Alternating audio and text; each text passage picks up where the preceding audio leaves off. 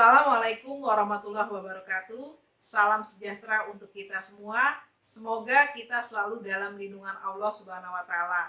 Perkenalkan, nama saya Rina Elfitra, mahasiswa pasca sarjana Program Studi Magister Pendidikan Dasar Universitas Muhammadiyah Profesor Dr. Hamka Jakarta. Dalam rangka memenuhi salah satu tugas mata kuliah Problematika dan Inovasi Pendidikan, saya akan memberikan paparan tentang minimnya fasilitas dan aksesibilitas bagi penyandang disabilitas atau bagi peserta didik dengan kebutuhan khusus yang ada di berbagai sekolah di Indonesia. Baiklah, marilah kita simak paparan berikut ini.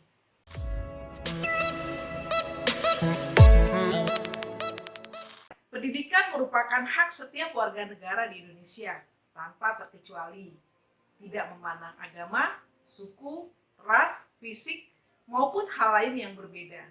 Pendidikan pun menjadi hak masyarakat yang selama ini terpinggirkan, seperti masyarakat penyandang disabilitas.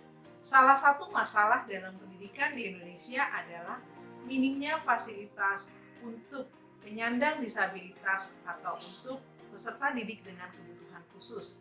Dalam Konvensi PBB tentang Hak Anak tahun 1989 yang ditandatangani oleh semua negara kecuali dua negara, Amerika dan Somalia, suatu instrumen yang secara sah mengikat hak untuk memperoleh pendidikan di dalam sistem pendidikan umum.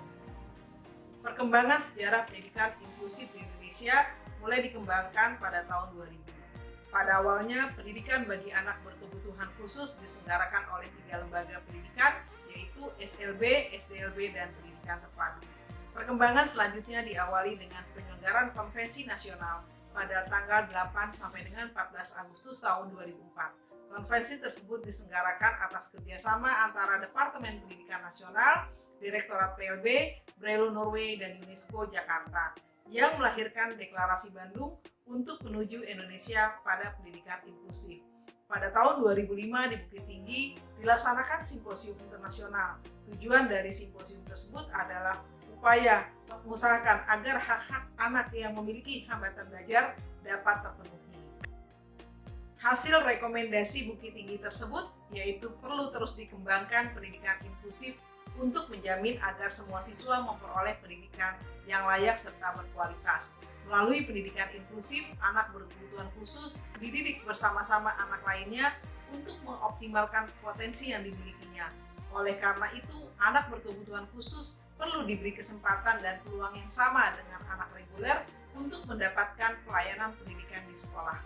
Pendidikan inklusif diharapkan dapat memecahkan salah satu persoalan dalam penanganan pendidikan bagi anak berkebutuhan khusus selama ini.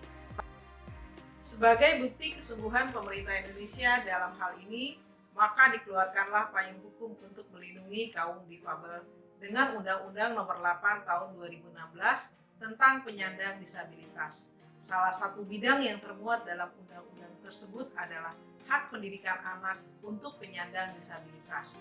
Berkaitan dengan itu, tentu setiap warga negara Indonesia, khususnya para penyandang disabilitas, mempunyai hak yang sama sebagai warga negara Republik Indonesia dalam segala bidang. Salah satunya adalah bidang pendidikan. Melalui pendidikan inklusif, anak berkebutuhan khusus dididik bersama-sama anak lainnya untuk mengoptimalkan potensi yang dimilikinya. Oleh karena itu, anak berkebutuhan khusus perlu diberi kesempatan dan peluang yang sama dengan anak-anak reguler untuk mendapatkan pelayanan pendidikan di sekolah. Pendidikan inklusif diharapkan dapat memecahkan salah satu persoalan dalam penanganan pendidikan bagi anak berkebutuhan khusus selama ini. Berbicara pendidikan inklusif tidak lepas dari sekolah ramah anak.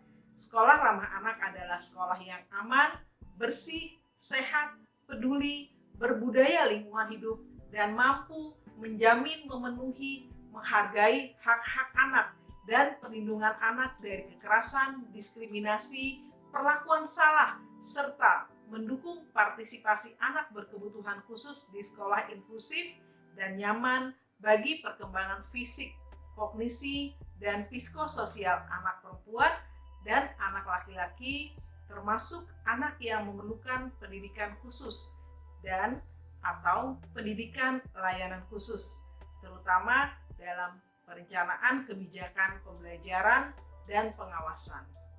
Mewujudkan sekolah ramah anak perlu mempertimbangkan dua hal berikut, yaitu aksesibilitas dan sarana prasarana serta penataan ruang yang optimal.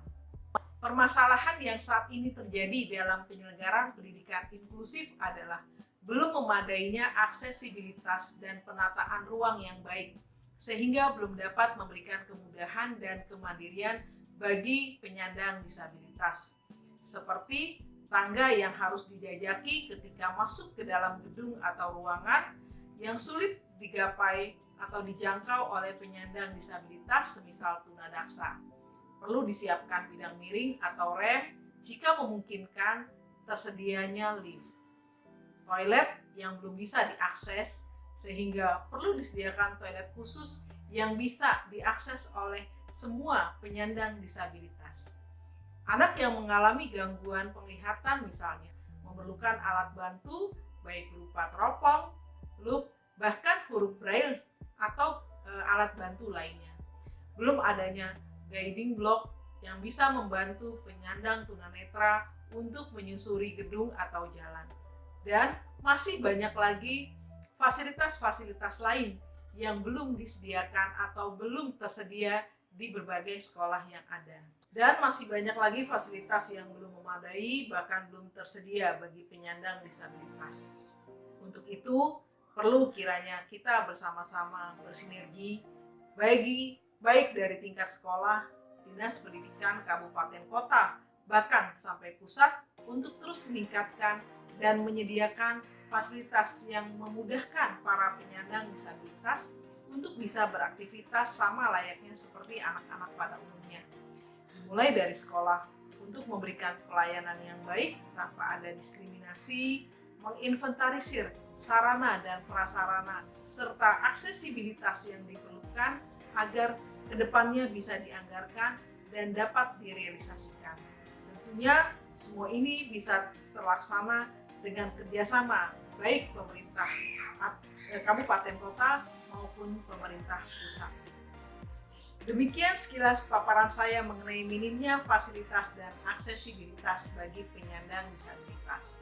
Semoga apa yang saya sampaikan bisa memberikan sedikit gambaran dan solusi agar penyandang disabilitas bisa belajar dan bisa mengembangkan kemampuan serta keterampilannya guna kelangsungan hidupnya di masa yang akan datang. Sekian dari saya, terima kasih. Assalamualaikum warahmatullahi wabarakatuh.